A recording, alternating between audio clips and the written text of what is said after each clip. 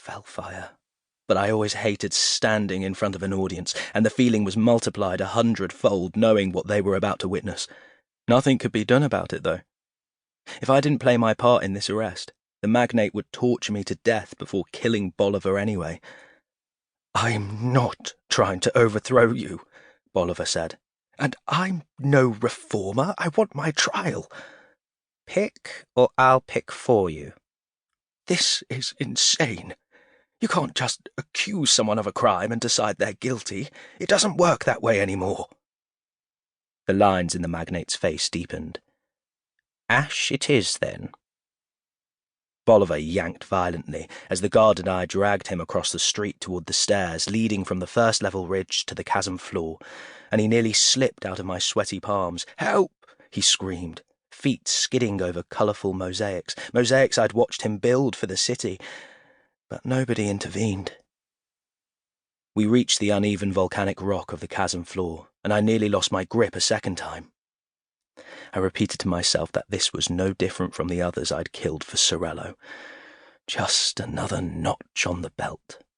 Over and over I whispered it, working it in between laboured breaths, the straining of my arms hiding how badly they trembled. Augustins crowded the railings rimming the sinkhole's vertical walls, scrambling to catch a glimpse of the spectacle, and wooden platforms carrying goods between levels slowed as tradesmen paused in their work. A river of lava waited for us on the field of black stone. Bubbles of gas ruptured on its surface, and as we came closer to the execution platform built against its shore, Bolivar craned his neck toward the crowds. "Please," he yelled, "stop him! Anyone! It'll be the end of Augustin!" The man restraining Bolivar's other arm punched him in the nose. Bolivar stumbled and hit the ground, dribbling red spit on the platform before struggling back to his feet. I tried to help him up, my hand still a vice on his wrist. "Please," he croaked again. The guard's next strike landed under Bolivar's armpit, hard enough to crack ribs, and I let go before I was thrown to the ground too.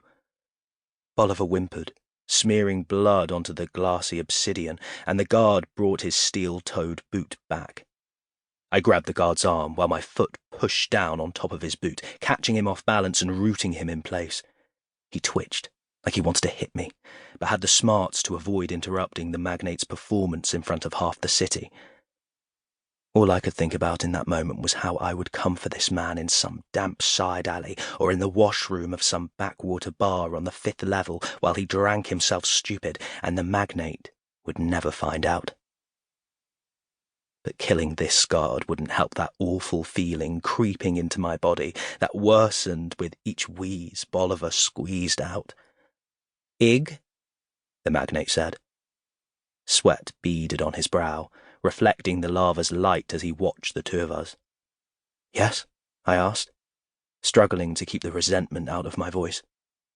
"Don't mess this up." He faced the people of Augustin. Waterfalls leaking from ice on the upper walls fed into the lava, the steam obscuring parts of the crowd.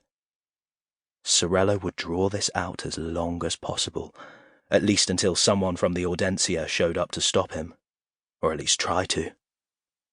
"Times are different," the magnate boomed. "Don't think I haven't noticed the toll these past months have taken on you. But consider this a moment of respite from my authority. Sometimes the decision of who lives and who dies shouldn't rest on the shoulders of those in power, whether that be myself or the Audiencia." Bolivar's quivering calmed as he watched his cousin. I could almost feel the hope coursing through his veins.